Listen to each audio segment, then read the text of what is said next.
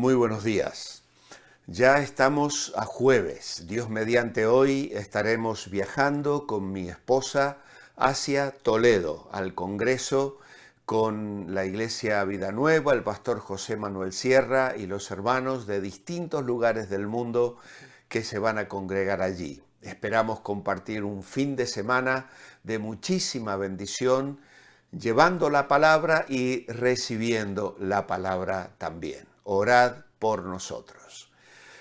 Voy a dejar grabado el devocional de mañana viernes para que no nos extrañéis demasiado y así podemos compartir lo que el Señor tiene para cada uno de nosotros. Historias junto a la cruz. Los ladrones junto a Jesús.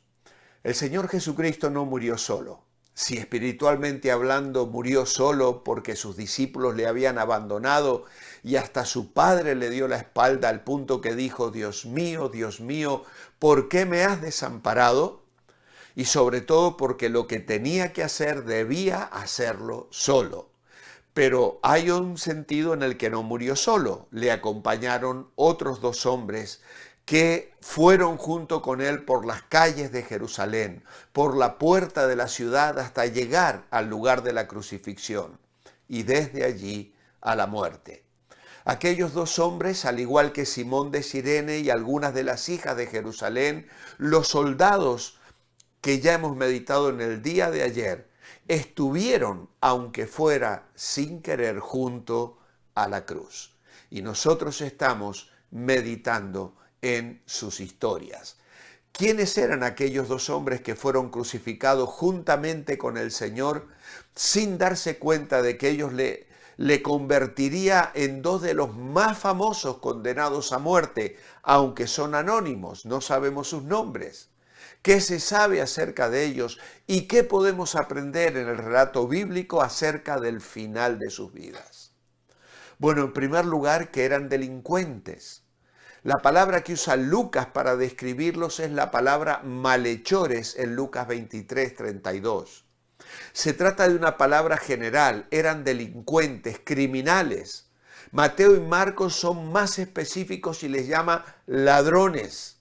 En este caso, la palabra original parece implicar la idea de robo con violencia. Según la última confesión de uno de los dos, tanto él como su compañero eran culpables. Nosotros recibimos lo que nuestros hechos merecieron. No cabe ninguna duda, pues, de que eran criminales. No sabemos nada más de ellos. No sabemos cómo se llamaban, de dónde eran, sus edades, si estaban casados, si tenían hijos, su aspecto físico. Pero eran dos personas que habían acabado en el mundo del crimen y cuyas vidas estaban a punto de llegar a un trágico y horrible fin. Al lado de personas así, la mayoría de nosotros tendemos a sentirnos más o menos bien. Nos produce cierta satisfacción el poder compararnos con gente casi peor que nosotros. Nos hace sentirnos justos y en un plano moral superior al de ellos. Pero eso no es bueno, es incluso peligroso, porque el mensaje cristiano, el evangelio, empieza con el reconocimiento de nuestra necesidad espiritual. Y aunque no seamos criminales ante la ley humana, todos somos pecadores ante la ley divina. El apóstol Juan define el pecado como infracción de la ley. ¿Y quién de nosotros no ha infringido la ley de Dios? Pablo dice a los romanos que por medio de la ley es el conocimiento del pecado. Y ese conocimiento del pecado es el que nos lleva a buscar al Salvador de los pecadores. Pero estos hombres, además de ser criminales, sabían que ese era el día de su muerte. Son pocas las personas que saben qué día van a morir. Pero entre los pocos que sí lo saben están los condenados a muerte. Aquellos dos criminales sabrían que el viernes de feria iba a ser su último día. Es probable que la noche del jueves, mientras No muy lejos de ellos el Señor estaba siendo arrestado y llevado de un sitio a otro en los juicios y condenado. Los dos ladrones durmieran poco, daban vueltas en el suelo de su celda y darían vueltas a sus vidas sin sentido, que iban a ser cortadas. La incomparable o imparable salida del sol de aquel amanecer, más rápida que nunca para los condenados, sellaba su trágica muerte, porque ese era el día final de su existir sobre la tierra. A diferencia de ellos, nosotros no sabemos cuándo vamos a morir, pero lo que sí sabemos es que no vamos a seguir viviendo aquí en este mundo para siempre. En este mismo momento está en marcha el proceso físico que nos está llevando hacia la muerte, y eso sin contar con la verdadera posibilidad de que tengamos una muerte no natural, un accidente o lo que sea, que se podría adelantar al lento pero imparable deterioro natural. Y aparte del hecho de la muerte, también está el hecho, según la palabra de Dios, de que el Señor Jesús viene pronto. Ya sea que muramos o que el Señor venga y se apresure el día del juicio final. Aunque nosotros no sepamos cuándo vamos a morir, deberíamos vivir cada día como si pudiese ser nuestro último día. Hay una tercera cuestión que podemos saber de ellos, y es que en las primeras horas del padecimiento en la cruz, ambos insultaron a Jesús. En la historia de los dos ladrones hay una aparente contradicción.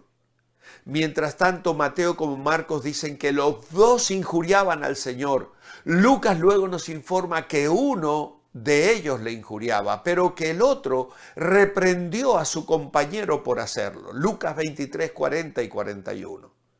Y la explicación más sencilla de esta aparente contradicción es que, dado el tiempo que transcurrió, sabemos que el Señor estuvo en la cruz durante 6 horas, desde las 9 de la mañana hasta las 3 de la tarde. No es tan difícil imaginarse que al principio los dos ladrones estuvieron injuriando, pero que hubo un cambio en uno de ellos, tal vez por algo que hubiera oído o que hubiera visto en el hombre que moría a su lado. Pero no hay ninguna razón de peso para no aceptar el testimonio de todos los evangelistas. Los dos ladrones estuvieron insultando al Señor. Aparte de lo que nos dice Lucas, no sabemos qué más le dirían. La palabra injuriar es literalmente blasfemar, lo que nos podría dar una idea de la clase de cosas que le decían. La imagen de los dos ladrones muriendo, blasfemando contra el Hijo encarnado de Dios, justo cuando Él estaba dando su vida por los pecadores, es realmente escalofriante. Pero también lo es la manera como cada vez más personas hoy se atreven a dirigir contra el Señor toda clase de acusaciones e insultos. No hay temor de Dios delante de sus ojos, dice Romanos 3:18. ¿Qué has dicho tú de Jesús? Piensa por un momento. Pero claro, uno de ellos cambió de actitud.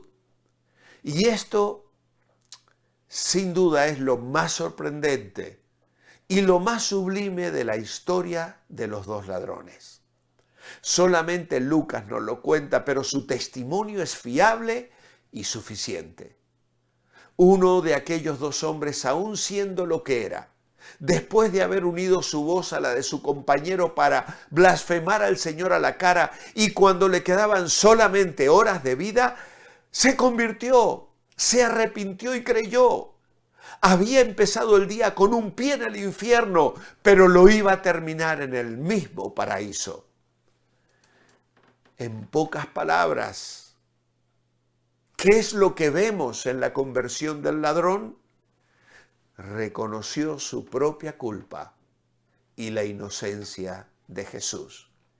Y se dirigió al Señor mostrando que le reconocía como el Rey, señalado por el título sobre la cruz, y le pidió que le salvara. Acuérdate de mí cuando vengas en tu reino.